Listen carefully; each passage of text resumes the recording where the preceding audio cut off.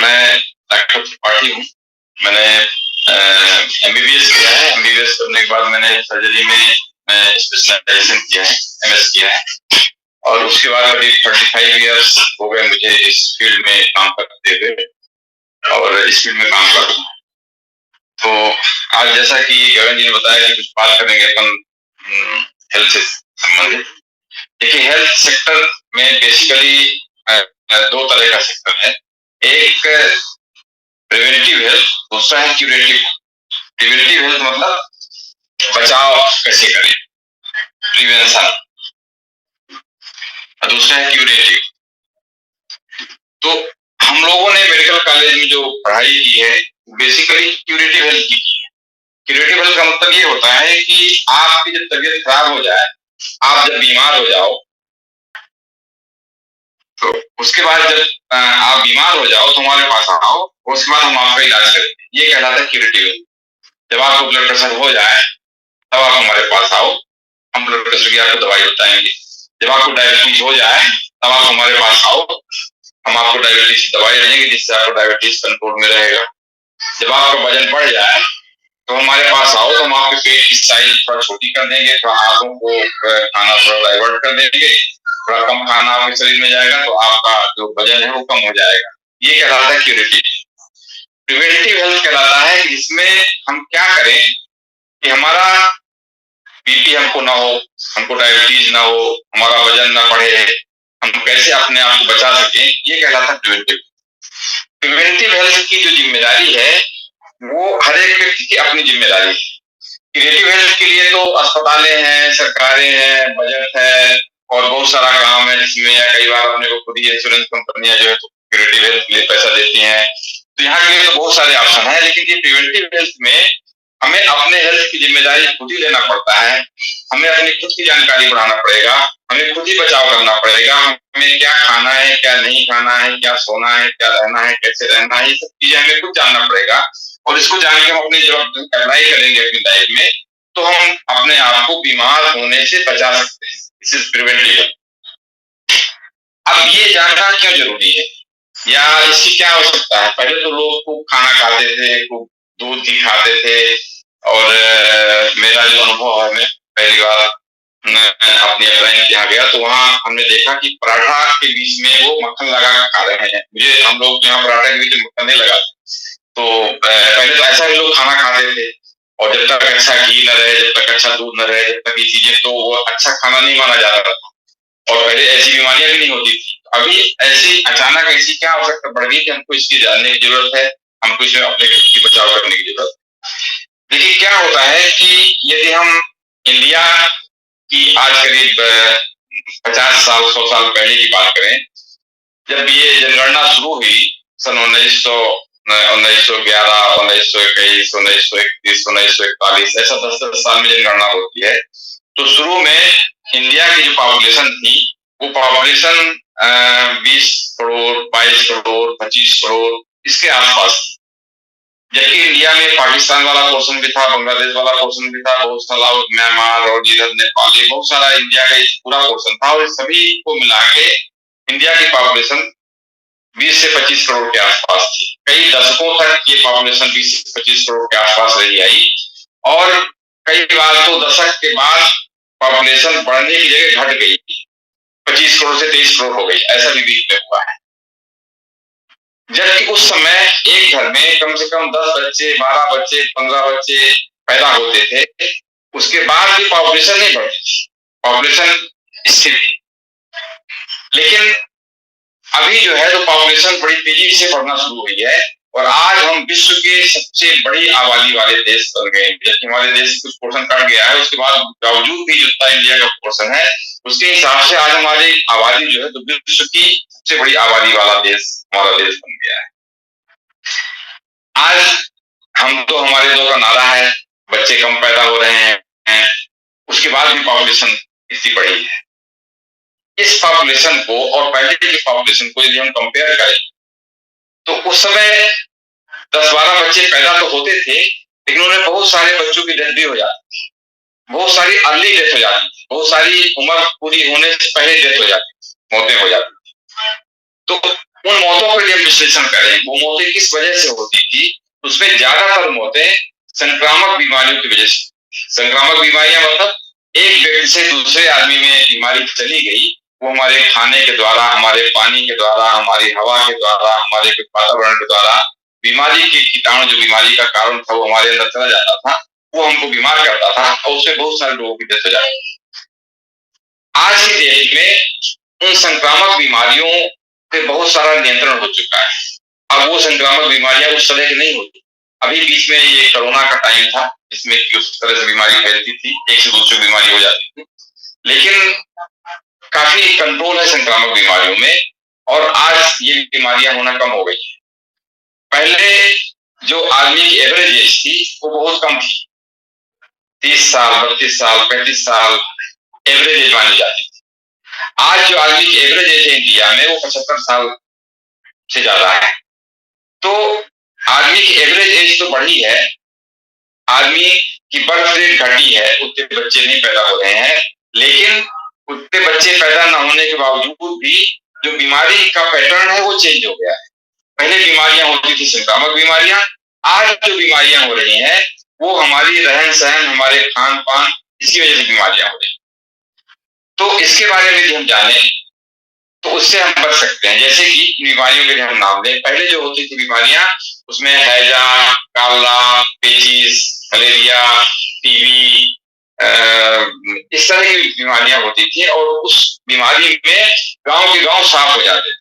जब गांव के गांव साफ हो जाते थे तो मालूम पड़ा पॉपुलेशन जो है तो बढ़ने की जगह घट जाती थी।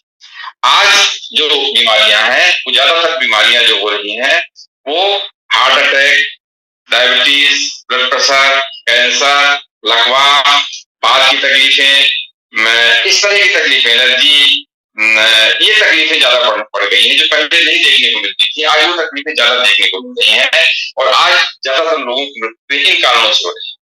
पहले जो मृत्यु होती थी वो संक्रामक बीमारियों से होती थी। उस समय जो बीमारी का कारण था वो बाहर होता था, वो पानी के द्वारा, खाने के द्वारा, हवा के द्वारा कहीं न कहीं से हमारे शरीर में आता था और फिर हमको बीमार करता था, जिससे बीमार होते थे। आज जो बीमारी का कारण है उसमें जो बीमारी की वजह है वो हमारे शरीर के अंदर ही है, वो बाहर नहीं है। डायबिटीज किसी को होती है तो बाहर से कोई ऐसी चीज नहीं आ गई जिससे उसने डायबिटीज कर, बाहर से कोई ऐसा नहीं आ गया जिससे उसको लकवा हो गया, उसको हार्ट अटैक हो गया, उसको ऐसी कोई बीमारी हो गई, उसमें बाहर से कुछ नहीं होता। किसी को हार्ट अटैक होता है, किसी को डायबिटीज होती है, किसी को ब्लड प्रेशर होता है, किसी को कैंसर होता है, उसकी नींव बीमार होने से कई साल पहले, 5 साल, 10 साल, 20 साल पहले रख दी जाती है।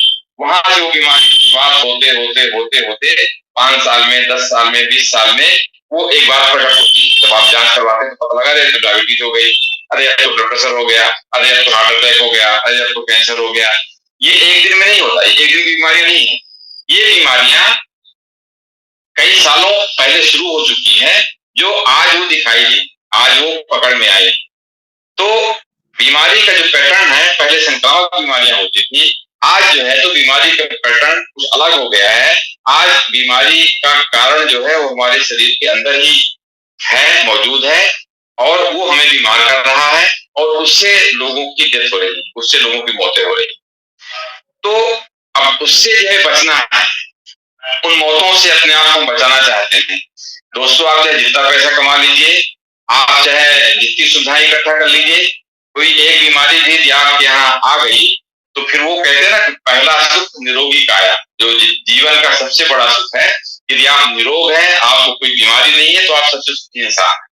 तो कोई भी एक बीमारी हो गई तो फिर आपका पैसा, आपका पहचान, आपकी जो है तो पद, सब कुछ काम में नहीं आती। इसलिए जो है तो कैसे हम इससे बचें, कैसे हम अपने आप को इससे दूर रखें, इसके बारे में थोड़ा सा भी हम जानेंगे तो हम अपने आप को उससे दूर रख सकते हैं, बचा सकते हैं। तो ये देखा गया कि ये जो बीमारी की वजह है ये हमारी जीवन शैली की वजह से। जीवन शैली का मतलब हमारा जो खान पान है, हमारा जो रहन सहन है, हमारा जो नींद का पैटर्न है, हमारा जो सामाजिक इंटरेक्शन है, ये चीजें जो है ये हमें बीमार करती है। तो हमें इसको समझने की जरूरत है और इसमें बदलाव करने की जरूरत है। यदि हम इसमें बदलाव करेंगे तो हम अपने आप को उन बीमारियों से बचा सकते हैं। अब ये देखा गया कि कोई भी स्वस्थ व्यक्ति किसको बोलेंगे? स्वस्थ व्यक्ति की जो डब्ल्यूएचओ परिभाषा देता है, वो देता है कि हमें कोई फिजिकल, हमें कोई मेंटल, हमें कोई सोशल, हमें कोई स्पिरिचुअल जो वेलबींग है वो हो तो हम स्वस्थ कहलाएंगे। यदि इनमें से कुछ भी गड़बड़ है, हमारा फिजिकल हमारा गड़बड़ है, हमारा मेंटल स्टेटस गड़बड़ है, हमारा सोशल स्टेटस गड़बड़ है, तो हम बीमार कहलाएंगे। ये डब्ल्यूएचओ बीमारी की परिभाषा बताता है। एक जगह एक संस्कृत का श्लोक धर्म ग्रंथकार में बताते हैं कि ये 5-7 लक्षण है जिससे आप किसी को बता सकते हो कि ये स्वस्थ है या ये अस्वस्थ है। पहला तो सुबह आप उठो, आपका पेट बढ़िया साफ हो जाए। दूसरा, आपको अच्छी गहरी नींद आए। गहरी नींद मतलब जिसमें एक बार आप सो जाओ तो फिर जैसे कहते हैं घोड़े बेच के सोना, उस तरह से नींद अच्छी आती है, जैसे छोटे बच्चों को नींद आती, ऐसी बड़ी गहरी नींद आ जाए। आपको अच्छी भूख लगे, जब आप खाना खाने के लिए जाओ तो अच्छा आपको जो है तो भूख लगे। आप सुबह से लेके शाम तक एक्टिव रहो, आलस न रहे शरीर में।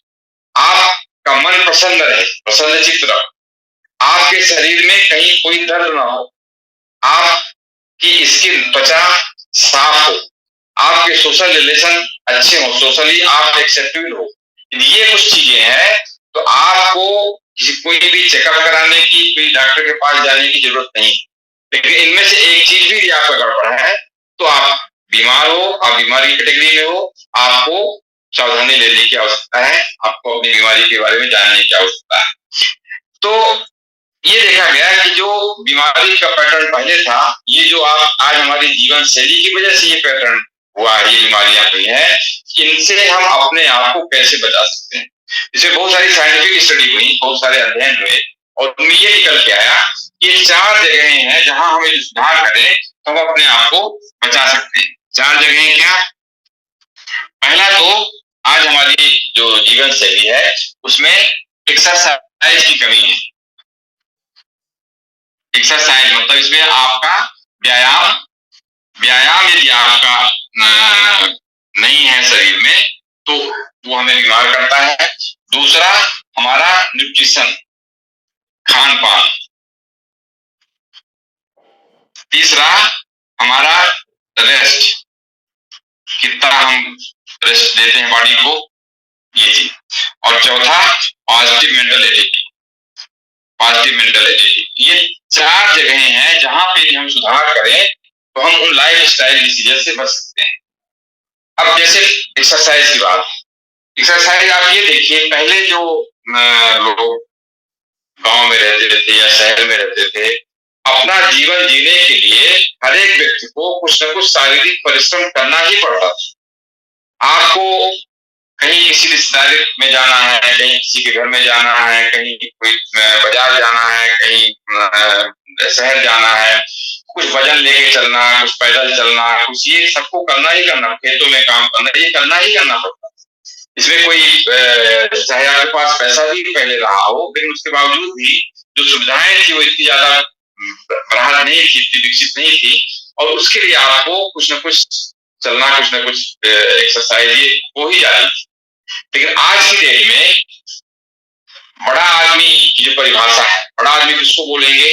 जिसके पोर्च में आके गाड़ी खड़ी हो जाए, वो चुपचाप घर से दरवाजे से बाहर निकले सीधे गाड़ी में बैठ जाए, उसके ऑफिस तक गाड़ी चली जाए, वो ऑफिस से उतर के गाड़ी से अपने कुर्सी में बैठ जाए, उसके पास अटैच बाथरूम हो, अटैच उसका किचन हो, उसको उठ के एसी या पंखा चलाने की जरूरत ना हो, रिमोट से ही उसका टीवी चल जाए, रिमोट से ही उसका पंखा चल जाए, रिमोट से ही उसका बल्ब जल जाए। यदि आप ऐसा नहीं कर पाते मतलब आप बड़े आदमी नहीं। बड़े आदमी की जो परिभाषा है मतलब जो कम से कम चले, कम से कम शारीरिक परिश्रम करे, वो बड़ा आदमी। और जो शारीरिक परिश्रम कर रहा है वो बड़ा आदमी नहीं, ये डिफिनेशन है आज के समाज। लेकिन उसका दुष्परिणाम ये है कि एक्सरसाइज न करना, एक्सरसाइज न करने की वजह से हमें क्या क्या बीमारियां आती हैं इसके बारे में हमें ज्ञान नहीं है। तो हमें अपनी दिनचर्या में, अपनी लाइफ स्टाइल में हमें एक्सरसाइज को जोड़ना है, हमें रोज कुछ न कुछ व्यायाम करना है।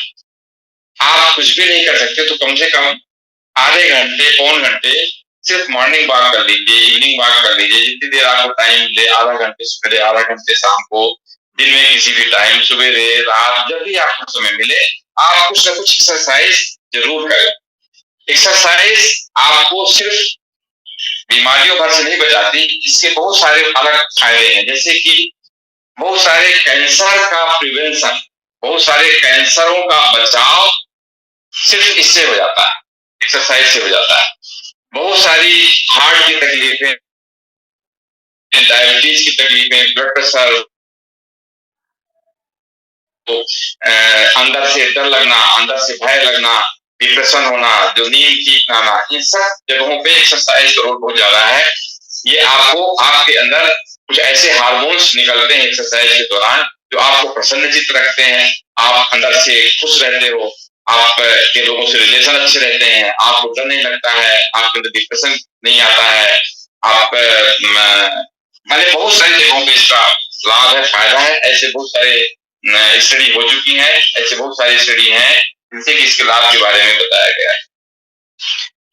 देखिए कि जो एक्सरसाइज के दौरान हमारी मांसपेशियां एक्टिव होती हैं, मांसपेशियां सिकुड़ती हैं, फैलती हैं और वो कैलोरी बर्न करते हैं, ज्यादा कैलोरी यूज करते हैं।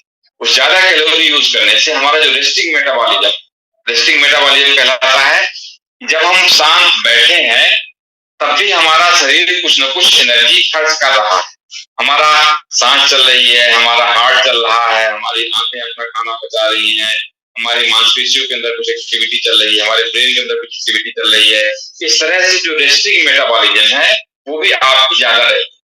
लेकिन जिनका शरीर ज्यादा फूला है, ज्यादा फैटी है, ज्यादा चर्बी ज्यादा है, एक्टिव नहीं है ज्यादा, मसल मास कम है, मांसपेशियों की एक्टिविटी कम है, उनका रेस्टिंग मेटाबॉलिज्म भी कम होता है। वो थोड़ा सा भी खाएंगे, वो खाना भी उनको और ज्यादा फुलाएगा, उससे और ज्यादा वो बजनी होंगे और ज्यादा मोटे होंगे, बजाय कि वो ताकत देंगे। लेकिन कोई आदमी यदि एक्सरसाइज रेगुलर कर रहा है, उसकी मांसपेशियां ज्यादा विकसित होंगी, मांसपेशियां ज्यादा डेवलप होंगी, जब वो रेस्टिंग स्टेज में रहेगा तब भी उसकी कैलोरी खर्च होती रहेगी और वो जो है तो मोटा होने से या फैट इकट्ठा होने से, इन चीजों से बचा रहेगा, डायबिटीज से बचा रहेगा, ब्लड प्रेशर से बचा रहेगा, बहुत सारे कैंसर से बचा रहेगा, हार्ट अटैक से बचा रहेगा, ऐसी बहुत सारी चीजों से बचा रहेगा। इस तरीके से पहला जो हमें अपने जीवन में, जीवन शैली में सुधार करना है, वो अपने लाइफ में, अपने जीवन में एक्सरसाइज को ऐड करना है। आप जो लोग अच्छी एरोबिक एक्सरसाइज कर सकते हैं, उनको अच्छी एक्सरसाइज करना चाहिए। जो 40 साल, 45 साल, 50 साल वाले लोग हैं जो ज्यादा मेहनत वाली एक्सरसाइज नहीं कर सकते, वो अपना सिंपल वॉक कर सकते हैं। आपकी बहुत तरह की एक्सरसाइज हैं, तो आपके लिए जो सूट करे, जो आपके लिए ठीक हो, सही हो, आप वो कुछ एक्सरसाइज करिए, उससे आपको लाभ मिलेगा। दूसरा जो बदलाव करना है वो न्यूट्रिशन में करना है। न्यूट्रिशन क्या है?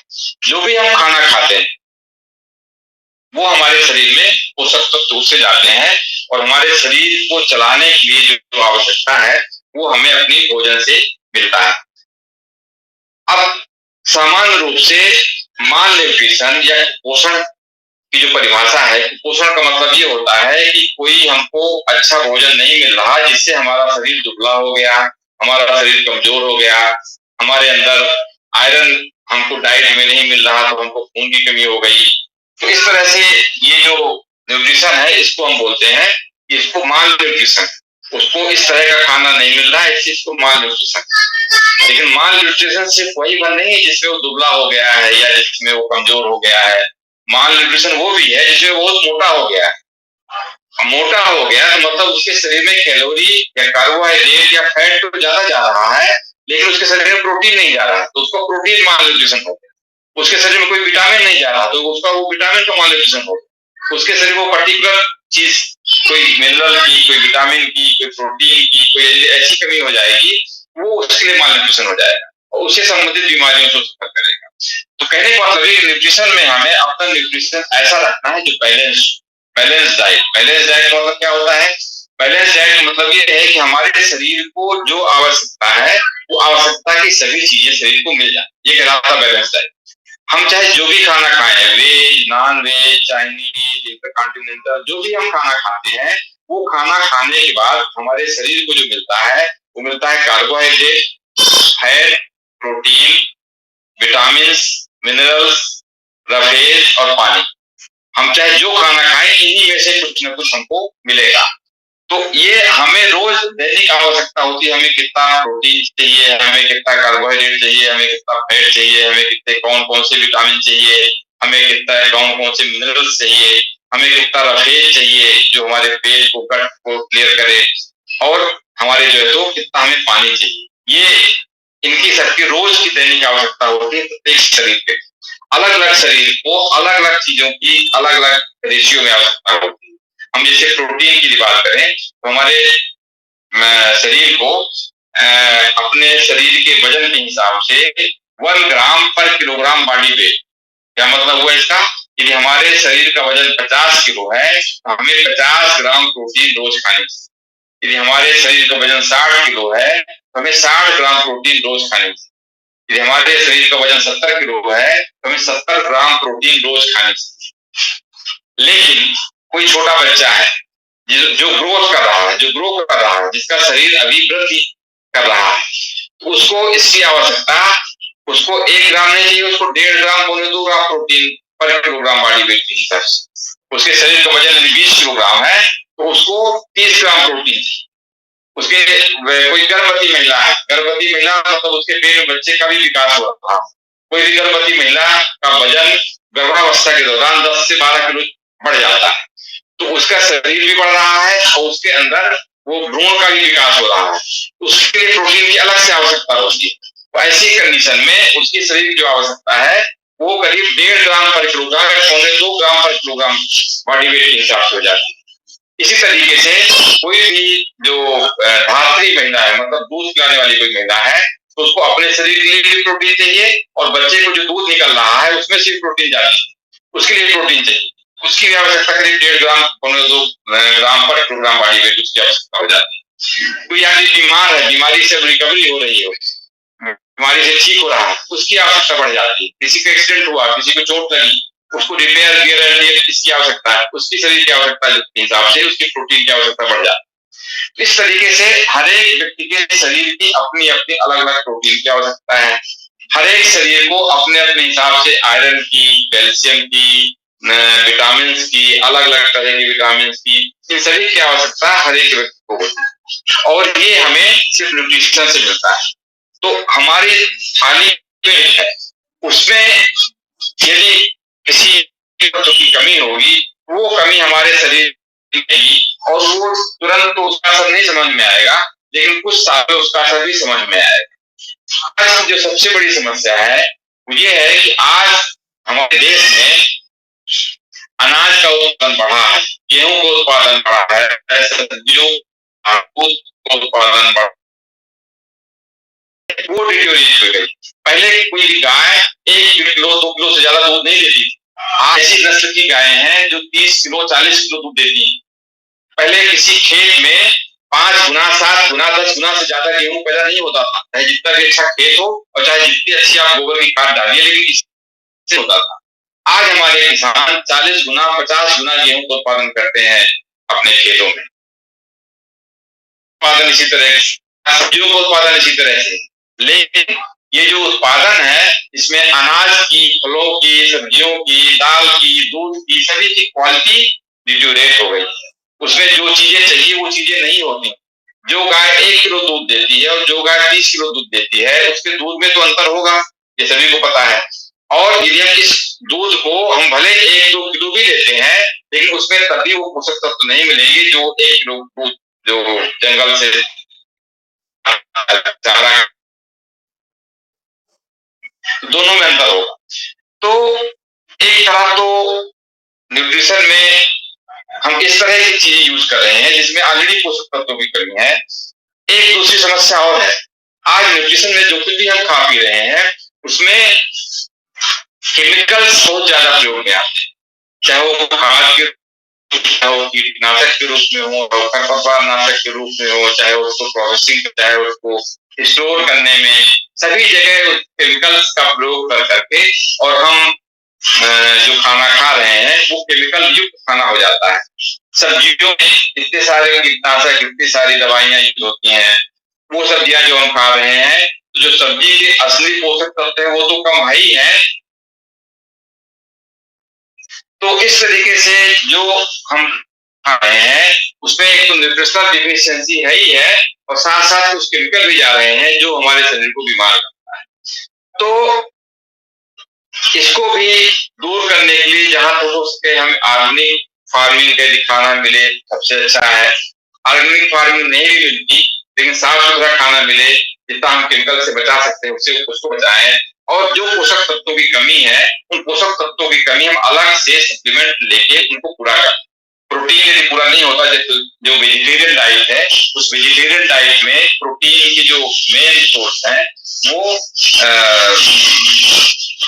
दाल है, सोयाबीन, मूंगफली, दाल, ये चीजें हैं। लेकिन ज्यादा आदमी दाल ही खाता है। अब उस दाल में भी 100 ग्राम दाल जब हम खाएंगे तो हमें 25 ग्राम या 30 ग्राम प्रोटीन मिलेगी। वो जो प्रोटीन मिलेगी उससे भी सभी एसेंशियल अमीनो एसिड एक तरह के खाने में नहीं हो, तो इसलिए हमें सभी तरह के एसेंशियल जो अमीनो एसिड है वो चाहिए। हमें अलग अलग तरह की दालें रोज खानी चाहिए, अलग अलग तरह का अनाज रोज खाना चाहिए, अलग अलग तरह की सब्जियां, अलग अलग तरह के फल। ये सब चीजें हम रोज जब खाएंगे तो हमें कुछ चीजें इसमें मिलेगी, कुछ इसमें मिलेगी, कुछ इसमें मिलेगी, कुछ इसमें मिलेगी, तो हमारी डाइट बैलेंस डाइट। और जो उसमें कमी है उसको हम अलग से सप्लीमेंट मिला के और ये हम अपना न्यूट्रिशन ठीक कर सकते हैं और अपने आप को स्वस्थ कर सकते हैं। तीसरा है रेस्ट। रेस्ट का भी अपने शरीर में अलग महत्व है।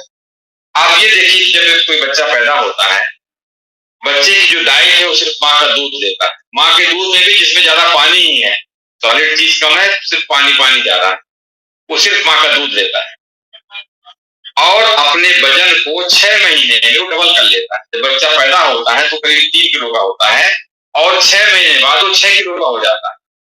1 साल के बाद वो 9 किलो का हो जाता है। अब ये देखें कि बच्चा भी तो दूध रहा है, माँ का दूध पी रहा है, उसमें 3 किलो से 6 किलो 6 महीने में हो गया वो। तो करता क्या है बच्चा जो है तो 24 घंटे में 18 घंटे 20 घंटे तो सिर्फ सोता है, 2 घंटे 4 घंटे ही जगता है, ज्यादा टाइम सोता ही है। उस सोने के दौरान उसके शरीर में जो भी ग्रोथ है, जो भी वृद्धि है, जो भी रिपेयर है, वो सब उसके सोने के दौरान ही होता है। सामान्य रूप से भी आप ये अनुभव करिए, कभी आप बहुत ज्यादा काम कर लिए, बहुत ज्यादा थक गए, आपसे चला नहीं जा रहा, आपकी हिम्मत नहीं हो रही कि आप बैठ सकते हैं, आपको लगता है कि आप जो है तो लेट ही जाओ। लेटने के बाद 6 घंटे 8 घंटे प्रॉपर आपकी नींद पूरी हो जाती है, उसमें आपको आपका शरीर बिल्कुल फ्रेश हो जाता है, आप फ्रेश उठ जाते हैं और फ्रेश उठने में जो भी आपकी थकान है वो थकान आपकी दूर हो जाती है, आपकी वो दिक्कतें दूर हो जाती हैं, आप अपने आप को एनर्जेटिक महसूस करने लगते हैं।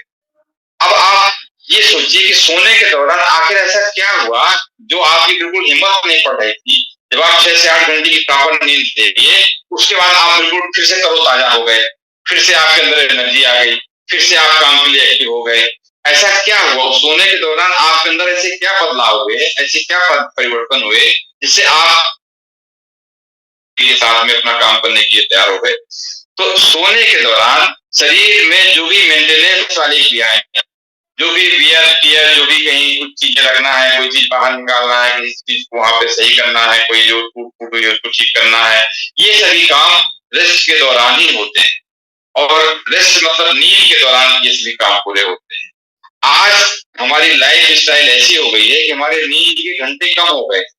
पहले गांव में लोग 6 बजे 7 बजे 8 बजे तक अपना काम खत्म करके और सो जाते थे और सुबह सुबह 4 बजे से फिर अपने काम के लिए तैयार हो जाते थे।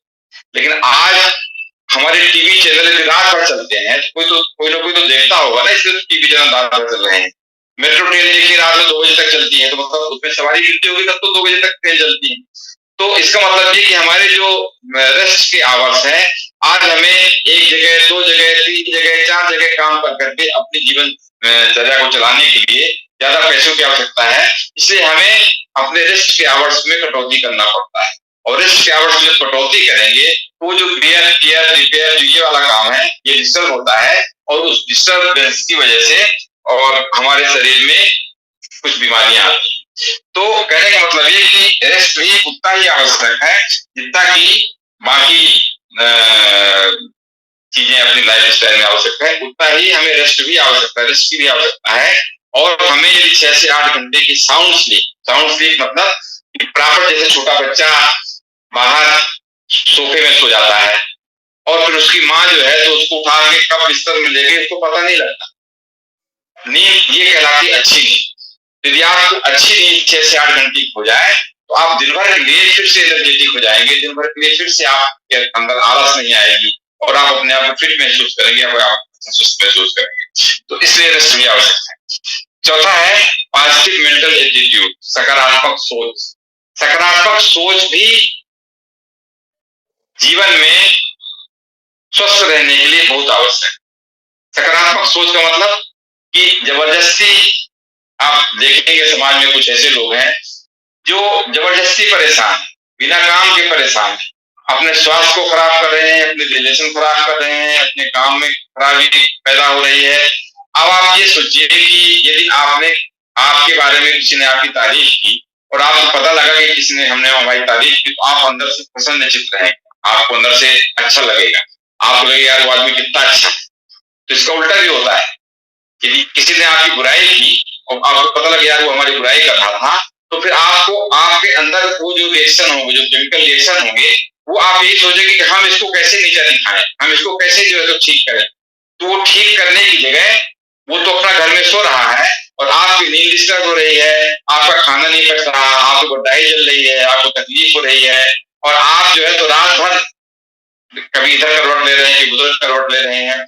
कहने का मतलब ये कि जो सकारात्मक सोच है, जो सकारात्मक विचार है, ये आपको स्वस्थ रखते हैं और नकारात्मक विचार, नकारात्मक माहौल, नकारात्मक लोगों के बीच में बैठना, उठना, बातें करना, वो आपके स्वास्थ्य को वो भी प्रभावित करता है। तो यदि इन 4 जगहों पे हम सुधार करें तो उसमें हम अपने आप को स्वस्थ रह सकते हैं।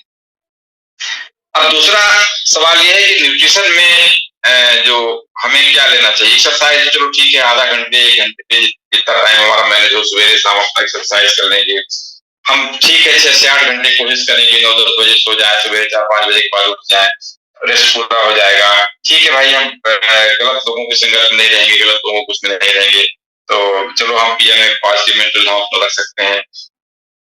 ये न्यूट्रिशन वाला क्वेश्चन है, ये बड़ा थोड़ा सा चीज है। वेग मतलब कि इसमें कोई ये सोचता है कि हम पालक खाएंगे तो उसमें हमको विटामिन मिल जाएगी, कोई सोचता है हम दूध खाएंगे तो उससे पौष्टिकता हमको मिलेगी, कोई सोचता है हम ड्राई फ्रूट खाना चाहिए वो उसके लिए ठीक रहेगा, तो कोई सोचता है कि हमको कुछ और ऐसी चीजें लेना चाहिए, कुछ टैबलेट लेना चाहिए जिससे हम स्वस्थ रहेंगे।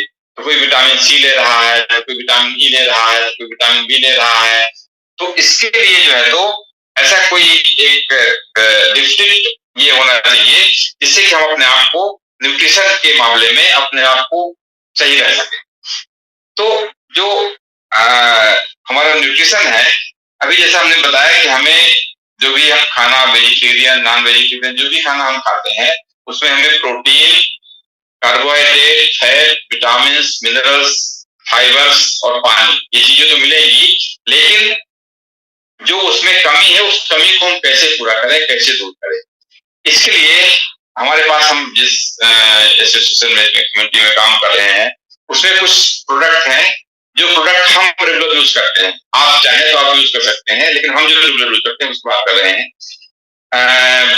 इसमें प्रोटीन पाउडर है। प्रोटीन आज जो आवश्यकता है वो, जैसा हमने बताया कि 1 ग्राम पर किलोग्राम बॉडी वेट के हिसाब से आवश्यकता है। तो हमारे शरीर का वजन 60 ग्राम, 70 किलो है, तो हमें 70 ग्राम प्रोटीन की आवश्यकता है। ये 70 ग्राम की प्रोटीन जो है हमें कुछ तो डाइट से मिल जाता है, कुछ दाल वगैरह से मिल जाता है और कुछ हमें अलग से सप्लीमेंट के रूप में लेना पड़ता है। प्रोटीन में एक बात याद रखिए कि प्रोटीन ऐसी चीज है जिसमें सभी एसेंशियल अमाइनो एसिड हो।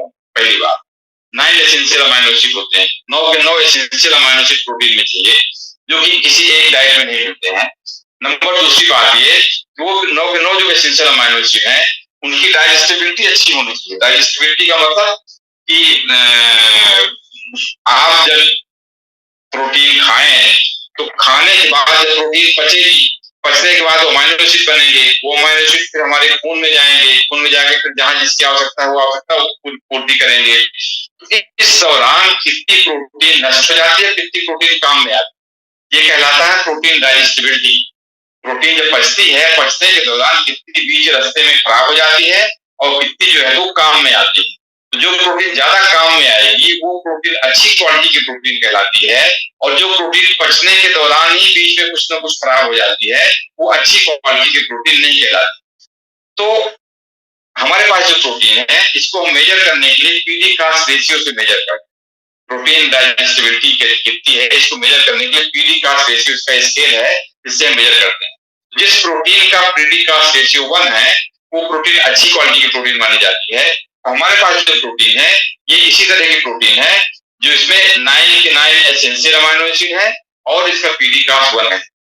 अब यदि इस प्रोटीन को आप बाजार की किसी दूसरी प्रोटीन से कंपेयर करेंगे तो आपको अंतर समझ में आएगा कि हमारे पास जो प्रोटीन है उसमें 100 ग्राम में उसके 80 ग्राम प्रोटीन होती है।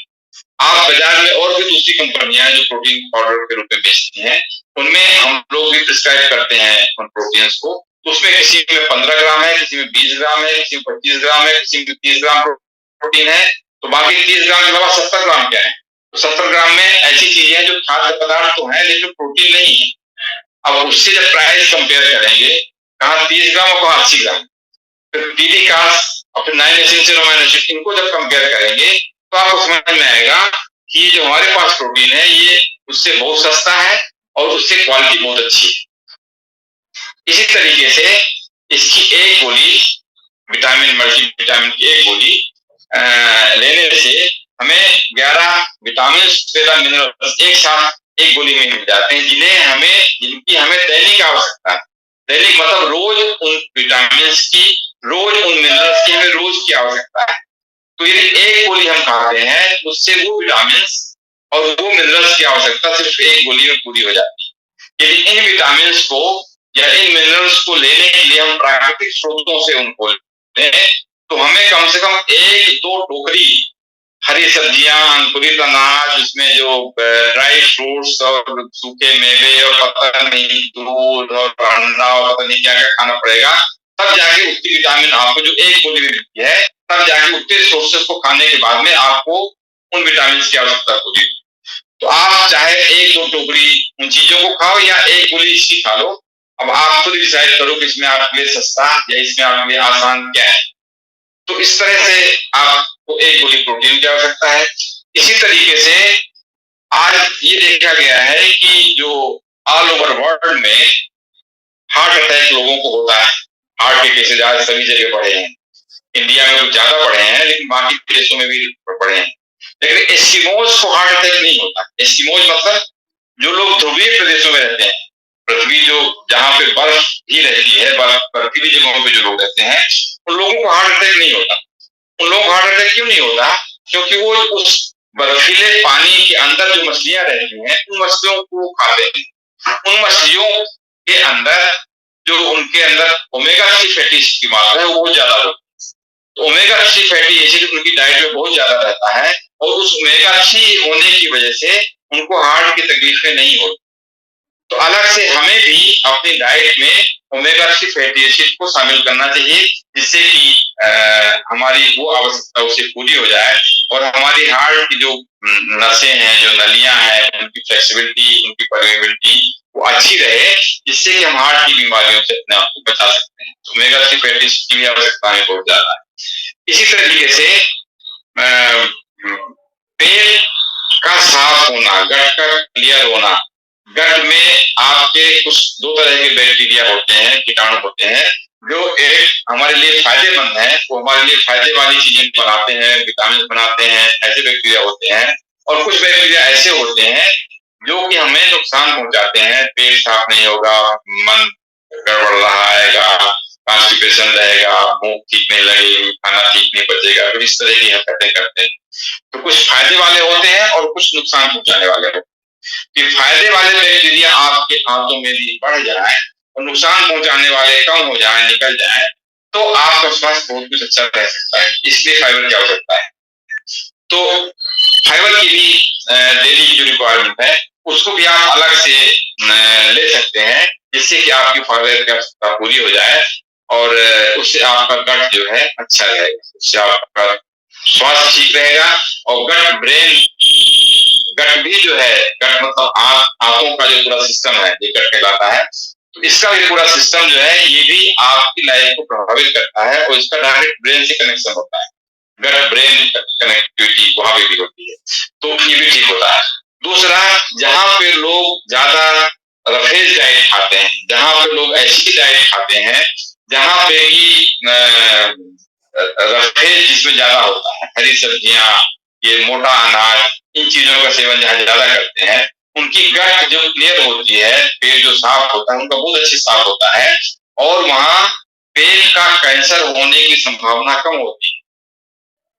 लेकिन जिन देशों में ऐसा खाना खाया जाता है जिसमें कि ज्यादा प्रोटीन, ज्यादा ये चीजें तो होती हैं लेकिन फाइबर कम होता है, उस फाइबर की कमी की वजह से उन लोगों की आंतों में वो 2 दिन 3 दिन में एक दिन उनका पेट साफ होता है और ऐसी कंडीशन में उनको बड़ी आंत का कैंसर होने की संभावना ज्यादा होती है। बड़ी आंत के कैंसर से बचना है, गट की हेल्थ को ठीक रखना है, तो उसके लिए हमें फाइबर की जरूरत होती है। फाइबर मतलब रफेज, जो इधर से आप खाएं उधर से निकल जाए, जो आपके शरीर में कोई ताकत नहीं देगा, कोई एनर्जी नहीं देगा, कोई उसमें विटामिन नहीं है, उसका काम है सिर्फ इधर से आप खाइए, पूरा उसको साफ करता हुआ और वो निकल जाए। वो जो स्वस्थ अच्छे बैक्टीरिया हैं उनकी ग्रोथ हो, वो बढ़ जाए और जो बीमार करने वाले बैक्टीरिया हैं वो निकल जाए। तो इस तरीके से आपको फाइबर की आवश्यकता रोज की है, तो आपका ये जो गट का हेल्थ है वो ठीक रहेगा और उससे बहुत सारी बीमारियों से आप अपने आप को बचा सकते हैं। ये आपको दैनिक आवश्यकता है, रोज आपको ये चीजें लेना चाहिए। इसके अलावा महिलाओं को कैल्शियम और आयरन, ये दो ऐसे पोषक तत्व हैं जिनकी महिलाओं के शरीर में आप देखेंगे, महिलाओं के शरीर में बहुत सारा बदलाव होता है। एक छोटी बच्ची, फिर 10-12 साल की बच्ची, फिर 18-20 साल की बच्ची, फिर वो गर्भावस्था वाली बच्ची, फिर वो दूध पिलाने वाली माँ, फिर उसके बाद वो प्री मेनोपाजल, फिर मेनोपाजल, फिर पोस्ट मेनोपाजल, फिर बुढ़ापा। उनके शरीर में बहुत सारे बदलाव होते हैं और इन बदलाव के दौरान जो शरीर की आवश्यकता है, जो भी उनका जो है, तो खासकर जो प्री मेनोपाजल तक है, उनको सभी को आयरन की आवश्यकता है और इसी तरह से कैल्शियम की आवश्यकता उनको बहुत ज्यादा है। तो आयरन कैल्शियम उनके लिए अलग से चाहिए। हमारे पास कुछ आयुर्वेदिक प्रोडक्ट है, आयुर्वेदिक जो अच्छे प्रोडक्ट, जैसे कि अश्वगंधा है, जैसे कि तुलसी है इम्यूनिटी के लिए, जैसे कि ब्राह्मी है जो आपके ब्रेन को रिलैक्स, आपके याददाश्त को ठीक करेगी, आपको नींद अच्छी आएगी। जिनको नींद की समस्या है, ब्राह्मी नींद की समस्या हो सकती है। इस तरह से हमारे पास च्यवनप्राश, जो इंसुलिन सेंसिटिविटी बढ़ाने के लिए, आपके अंदर जो भी इंसुलिन है वो इंसुलिन पूरा काम कर रहा है कि नहीं काम कर रहा है, जो उसका काम है उसके लिए वो सेंसिटिव है, सेल्स की सेंसिटिव नहीं है, उसके जो सेंसर है वो कितने सेंसिटिव, उसको बढ़ाने के लिए हमारे पास मधुनाशनी है। हमारे फेफड़े के हेल्थ के लिए हमारे पास चीजें हैं, गट क्लियर करने के लिए हमारे पास आयुर्वेदिक चीजें हैं। इस तरह से हमारे पास बहुत सारी जिनसे कि हम अपने आप को स्वस्थ रख सकते हैं। बच्चों के स्वास्थ्य के लिए बहुत अच्छी चीजें हैं, बुजुर्गों के स्वास्थ्य के लिए है, गर्भवती महिलाओं के लिए है, सामान्य महिलाओं के लिए है, सामान्य लोगों के लिए है, सभी के लिए इसमें हार्ट हेल्थ के लिए, लिवर की हेल्थ के लिए, गट हेल्थ के लिए, ब्रेन हेल्थ के लिए, इन सब के लिए बहुत सारे अलग अलग प्रोडक्ट हैं। इनके बारे में यदि पढ़ा जाए, उनको जाना जाए और अपनी आवश्यकता के मुताबिक यदि उनको यूज करते हैं तो हमारा जो न्यूट्रिशन गैप है ये पूरा हो सकता है और हम अपने आप को स्वस्थ रख सकते हैं। तो हमारे ख्याल से आज की बात यहीं तक, और इसमें बहुत सारे क्वेश्चंस लोगों के दिमाग में आते हैं, तो अलग से भी जिन्होंने आपको इनवाइट किया उनके साथ बैठ के और भी डिटेल इस बारे में जान सकते हैं।